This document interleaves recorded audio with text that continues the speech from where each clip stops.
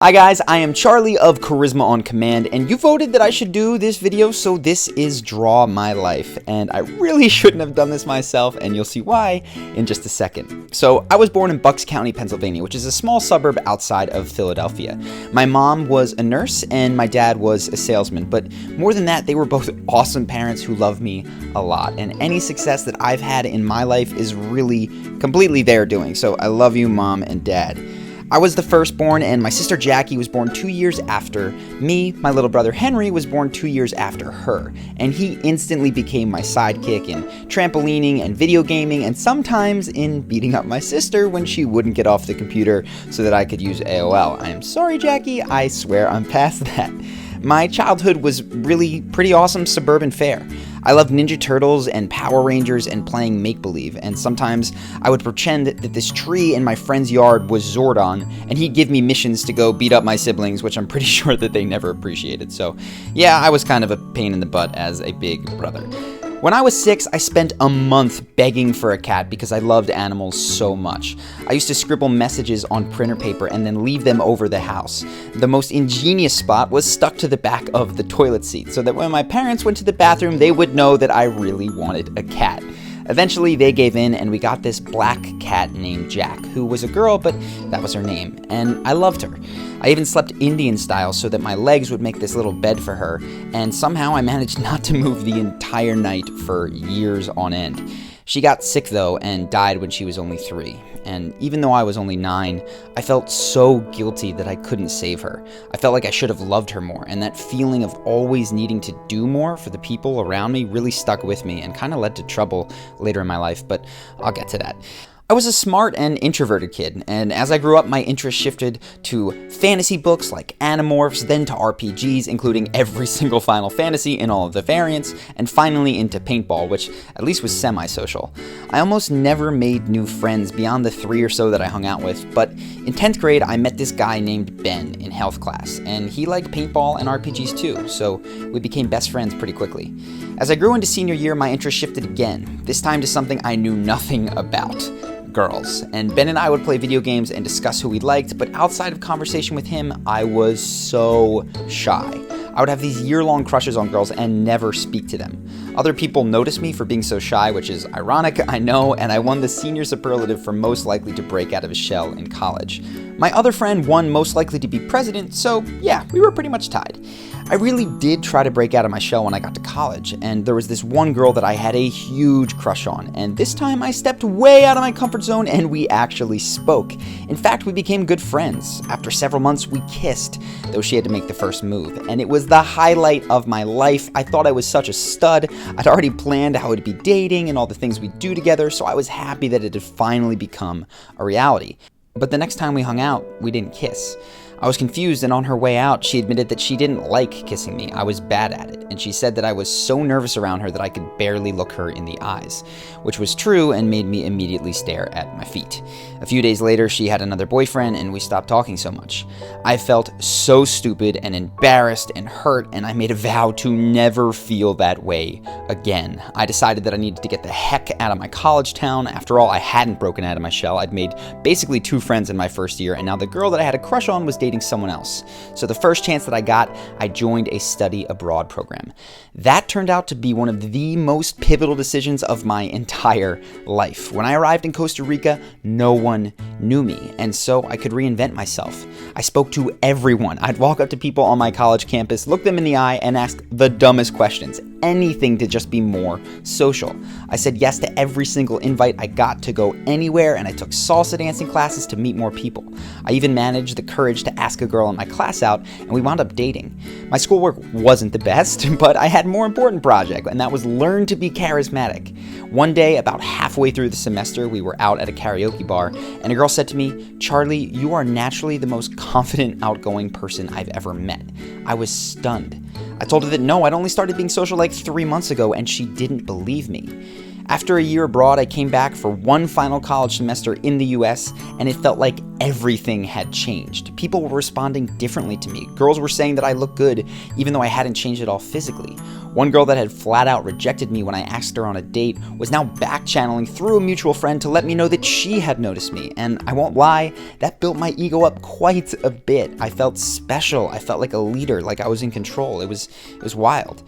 But the real world hit, and soon after school, I got a job as a consultant in Washington, D.C., and I was almost instantly miserable. My work consisted of spreadsheets and PowerPoint presentations and meetings about things that I just really didn't care about. Every morning when I got up and put my suit on, I felt like a fraud, like I was living the one precious life I had doing something that wasn't meaningful to me. Now, don't get me wrong, my coworkers and bosses were all very nice people, and they even liked me despite the fact that I obviously wasn't fully engaged. But I missed the adventure of traveling abroad. I missed learning about things I cared about. I missed my best friend Ben, who was in New York City putting in 16-hour days at an investment bank. But a book came to the rescue, and that was the 4-Hour Workweek. When Ben and I read it, we instantly saw a way out of the corporate climb that was going to be our futures. All we had to do was start a successful business, and that is something neither of us knew anything about. So easy peasy. And that's how BCX Parkour was born. We made a DVD teaching people how to learn parkour, and it worked. People were buying it, but it still wasn't enough money to support me, and I was slowly losing my mind in DC. I wanted to be in the same city as Ben so that we could grow our side business, but I couldn't afford to just quit my job. So I tried something bold. I asked the president of my company if I could just not come into work anymore. I told him how I was feeling in DC, and I asked if I could do remote work from New York, where Ben lived. I was shaking because this was a ludicrous request from someone who hadn't even gotten a single promotion at the company. Shockingly though, he said yes. So yeah, I made a ludicrous request and got a life-changing answer. Thank you so much to both Lido and Raj for that.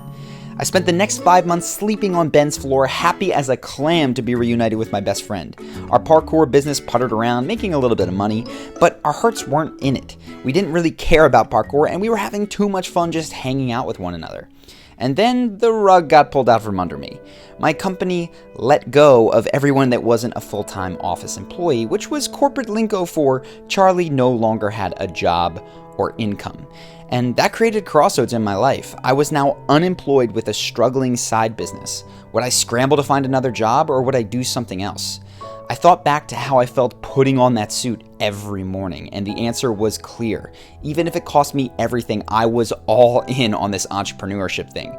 But given how BCX Parkour went, I knew my only chance of success was if I made my business about something that I loved, which terrified me. Failing at parkour, that was one thing, but failing at something I loved, I felt like that would rip me apart. So with my finances dwindling, desperation finally kicked in, and I just started. Because I had personally become more confident and seen success in my relationships with women, I started helping other guys to learn the same thing. And I began sharing dating tips on different forums, with my new business being named Kick-Ass Academy, which I thought was the coolest name ever. Now, to make some cash, I held an in-person class on how to get a date by meeting a girl in the park. And I know it's cheesy, but that was the only thing that existed back then, dating coaches. The idea of teaching charisma or confidence really wasn't out there. So I posted it online, and I gave away 5 seats to my class. I charged $15 for the remaining 5 seats, and last minute, I swear, we sold out. And after paying for the room and splitting the money with Ben, who taught the class with me, we each made $18. It wasn't much, but it felt amazing to make any money doing something that I cared about. And even better, there was this 19-year-old Australian kid who stuck around after class. He loved what we were doing, and he offered to help in any way that he could. We said sure, and our first fan actually wound up becoming a business helper and one of my best friends. He wound up dropping out of college and traveling the world with us, but I'm getting ahead of myself. You see, Ben and I had this dream. It was bigger than just running our own business. We wanted to live on the beach in Brazil with our best friends, and we wanted to do work that we loved, to never have to wear a suit again, and to become the best versions of ourselves while we had a blast doing it. So even though Kick-Ass Academy was getting clients in New York, the answer was clear. As soon as Ben's full-time work contract ended, we'd leave our clients, our income, and our families behind to move to Rio de Janeiro, Brazil. But we would take our friends, because when we started telling people about this dream, some of them got super excited. Benji, the Australian guy who came to our first class, didn't even hesitate. He dropped out of college with pretty much no money and didn't even tell us how tight he was. He couldn't afford a mattress, so he slept on this box spring for the first month in Brazil. And somehow he convinced all of us that he didn't mind it, saying, "It's good support for my back, mate." Sorry for the terrible Australian accent, Benji. All in all, 7 other people left jobs, school, and their lives behind to come live with us in Rio. It was a blast. We played football on the beach, we set up house work sessions to do our business, and we were always exploring for fun parties. Our new housemates even gave us a huge business tip. Kill the name Kick-Ass Academy. It sounded like a lame martial arts dojo. Ugh, I knew that they were right, so I had to give in. Kick-Ass Academy was done. We also started focusing on more than just dating, since our real interest was in confidence that permeated all aspects of life, the type of confidence that inspired us to quit our jobs in the first place. So with that, Charisma on Command was born. Now, Brazil wasn't all roses. I was pretty tight on cash after quitting my job and firing all the clients in my new business. So to save money, I survived off of eggs, weight gainer powder, and acai bowls, which made me really grossly sick. I'm going to spare you the details even though they make me crack up today.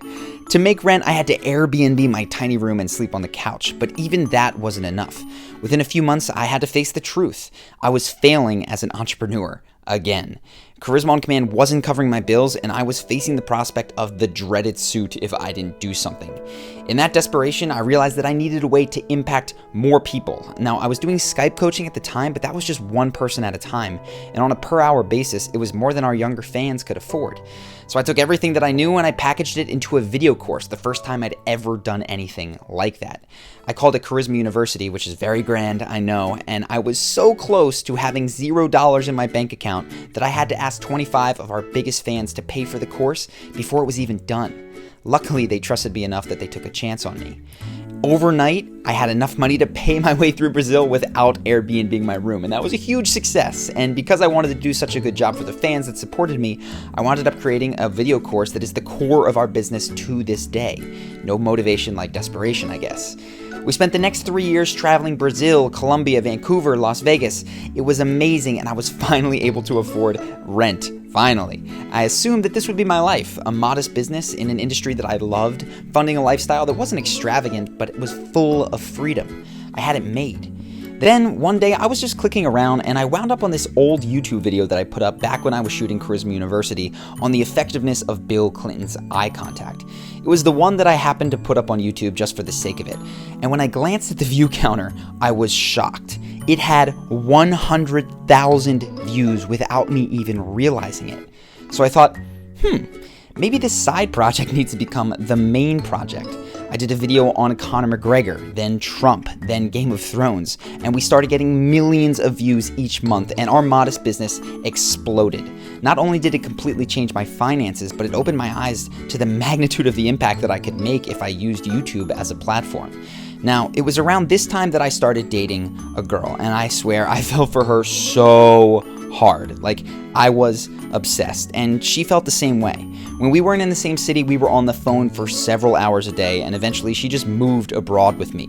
We had this intense connection that was phenomenal, and I've never felt anything like it.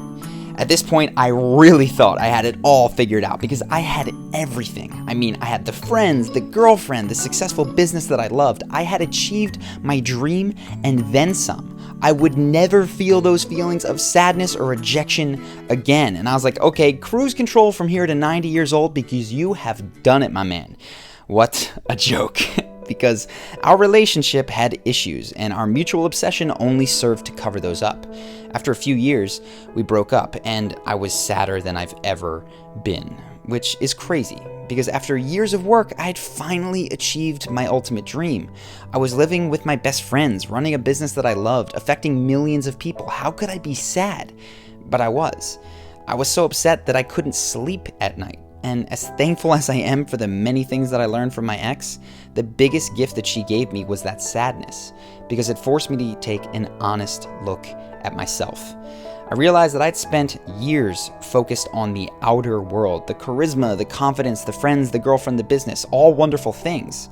And I thought that I had created the circumstances that would make it so I never felt the pain of rejection again. But here I was feeling something even worse. And so I had no choice really but to look inward. So I grieved. I flat out cried for the first time in a long time, and I faced the feeling of not being enough that I'd run from ever since I was a shy introvert getting rejected way back in high school. I confronted the guilt that had driven me since I was 6 years old when my cat died, and heck, maybe it had even been there before that. This was not a fun experience, but on the other side of it, there was this feeling of peace. I don't know that I can do it justice here, but I feel more integrated, more in balance with myself. Kind of like there was this background fear of being alone that got instilled in me from those early rejections, and now I'm just not really afraid of it. I've more embraced an idea that has always served me well. No matter what happens, I'll be okay. So here I am, the beginning of 2018, 30 years old, living in Santa Monica, California. And I don't want me ending this video to give you the impression that I am done with my journey. Truthfully, I've never felt like I had so much to learn and discover about myself and the world, which is awesome. In terms of what the future might look like, well, I have a vision of Charisma on Command that is beyond just YouTube. I dream of having in-person centers across the nation where an amazing community can get together all in one space to practice those important life skills that most schools just don't teach. I see it integrating with our current online program so that you can have the benefit of a community to push you through those big hurdles, but also simple reminders in your normal life to help make those improvements unthinking habit, no matter where you are. It's going to be a multi-year journey, but keep an eye out for that. And if you're curious about joining Charisma University today, we would love to have you, so I'm going to put a link in the description where you can learn more if it's your cup of tea. I'm also taking singing lessons, and while you won't see any of that on this channel, you can keep track of that on my Instagram if you're interested, at Charlie Houpert. Perhaps another multi-year journey. I don't know where it's going, but I am enjoying the ride on that one as well. No matter what the future holds, though, I cannot wait to share more of it with you guys. Knowing that any breakthroughs I have could potentially positively impact millions of people makes me feel like the luckiest guy in the world. So thank you for watching, and thank you for learning alongside me. I hope that you enjoyed this video, and I'll see you in the next one.